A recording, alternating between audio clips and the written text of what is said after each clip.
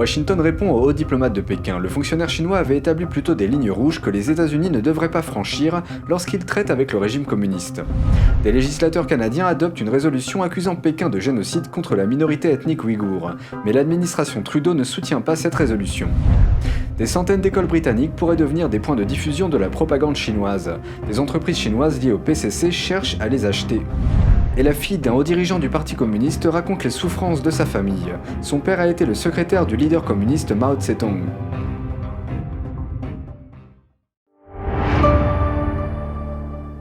Bienvenue dans Regard sur la Chine, je suis Vladian Huitens. Hier, nous avons rapporté qu'un diplomate chinois de haut niveau s'est adressé à l'administration Biden de manière ferme. Voici comment le département d'État réagit. Le département d'État des États-Unis répond à un avertissement de Pékin. Lundi dernier, le diplomate de Pékin a énuméré plusieurs lignes rouges que les États-Unis ne devraient pas franchir s'ils devaient engager un dialogue avec le régime chinois.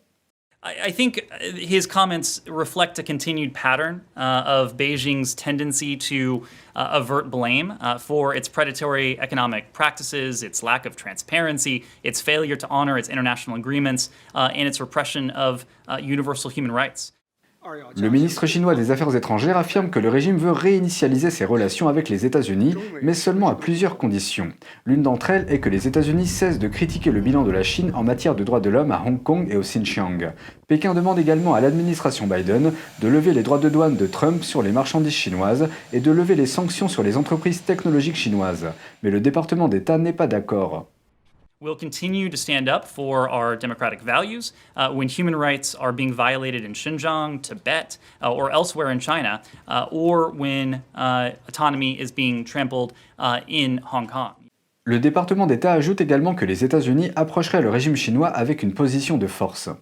We will work closely with our allies and partners across the board. That's precisely what we're doing with the Quad. It's precisely what we're doing with our allies and partners in Europe. It's precisely what we're doing with our allies and partners in the Indo-Pacific to approach China from a position of strength. Le même jour, la Maison-Blanche a également réagi aux demandes de Pékin. Elle a déclaré que les relations entre les États-Unis et la Chine sont caractérisées par une forte concurrence, et l'administration travaillerait avec les alliés sur les questions relatives à la Chine.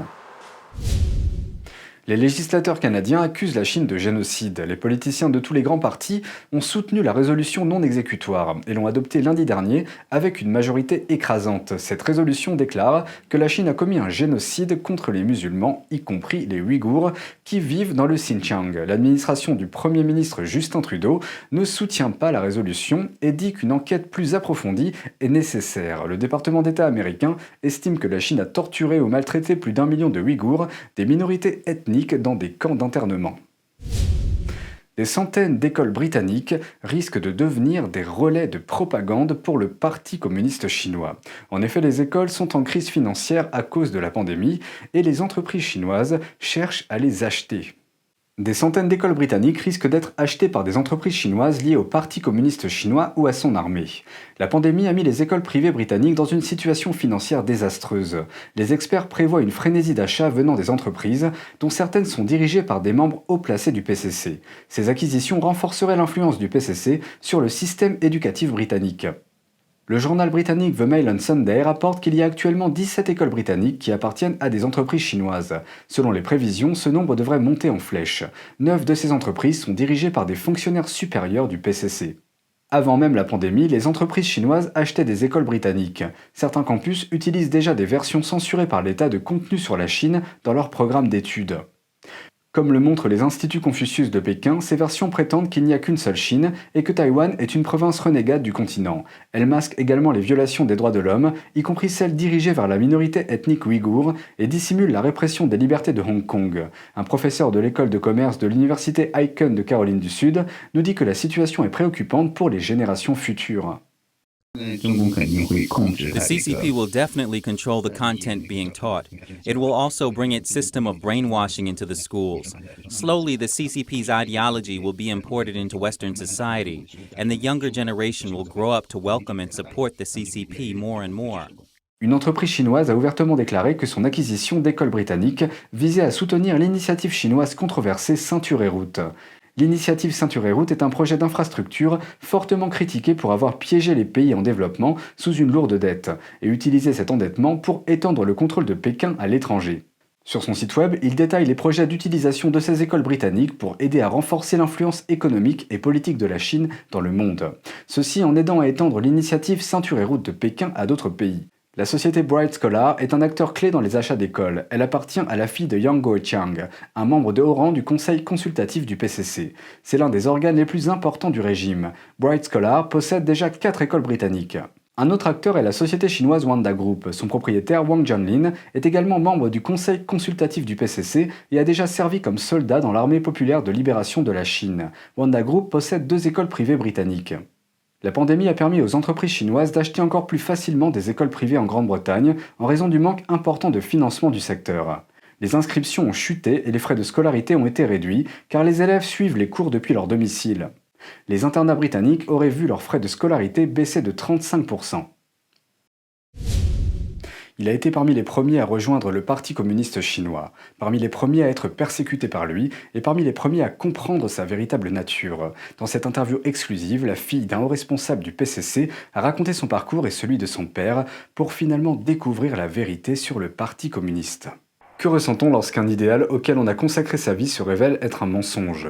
Dans un interview avec Focus Talk, le programme en langue chinoise de NTD, Li Nanyang, la fille du secrétaire personnel de Mao Tse-tung, a expliqué la façon dont elle a changé son point de vue au sujet du Parti communiste chinois. Ce changement est le fruit de douloureuses réflexions et expériences de vie.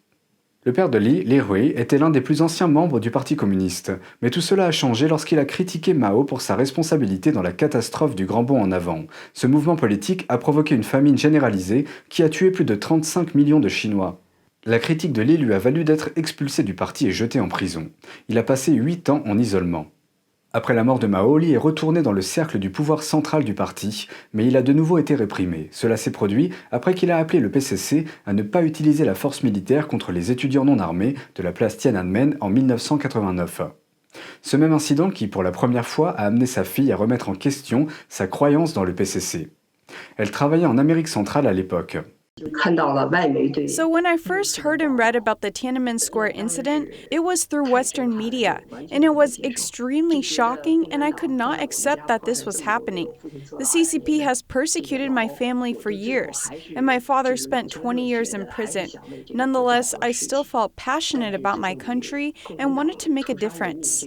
But I could not tolerate the CCP's slaughtering of my fellow countrymen. So I called an American engineer I knew, and I told him I no longer wanted to work for the CCP, and asked him if he could find me a job in the US. Li est allé travailler à l'université de Stanford et plus tard à l'université Berkeley de Californie en tant qu'ingénieur. C'est alors qu'elle a commencé à faire le tri dans le journal de son père et dans d'autres documents sur les débuts du PCC, ce qui lui a permis de mieux comprendre la situation dans son ensemble. I remember going through the pile and I found a letter from my mother to my father. It was very romantic. This was shocking to me because I didn't know my mother once cared for him so deeply. All I knew was they were politically at each other's throat, and my mother used to tell me that my father was an irredeemable enemy. Lorsque le père de Li était persécuté, sa mère craignait qu'elle ne soit également impliquée. Afin de gagner la confiance des autorités et d'éviter toute sanction, elle a signalé au parti un grand nombre des soi-disant méfaits de son mari. After I read my parents' letters and diaries, I was very shocked. I started to understand why parents turned on one another later on. The communist revolution took away their human emotion and humanity. Li a également appris l'histoire des meurtres du Parti communiste. When I went through my father's work notes, it completely creeped me out. The Communist Party killed countless people. At the beginning, they killed their own people. During its anti-Bolshevik period, the CCP was just established. It put people against each other. And later, during land reform, they were basically slaughtering people. They didn't care about human lives in the least. Even Hu Yaobang, someone who was considered good among the CCP, said we had to kill them to deal with people's anger. Their world revolves around the single word kill. Li a déclaré que beaucoup de recherches menées à l'Ouest sur le Parti communiste ressemblent souvent à de l'archéologie et manquent de perspective sur la façon dont le régime fonctionne. They pick a narrow subject and start digging. If I may be impolite, for many researchers, it is about completing their PhD thesis or getting offered a teaching position. What they fail to see is that for those of us who know what it's like living under a communist regime, our hatred for the system runs deep because it has caused us unspeakable suffering.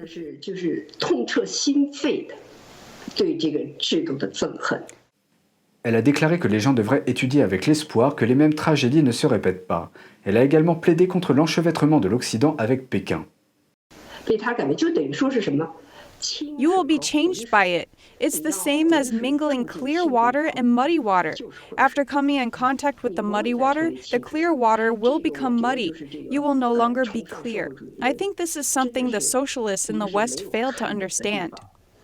Son père est décédé à Pékin en 2019. Contre sa volonté, le PCC l'a enterré dans un cimetière réservé aux communistes de haut rang avec un drapeau rouge communiste sur son cercueil. Sa fille a boycotté l'événement en vain. Dans une interview accordée à la BBC en 2017, Li a décrit le raisonnement qui sous-tendait ses choix de vie difficiles.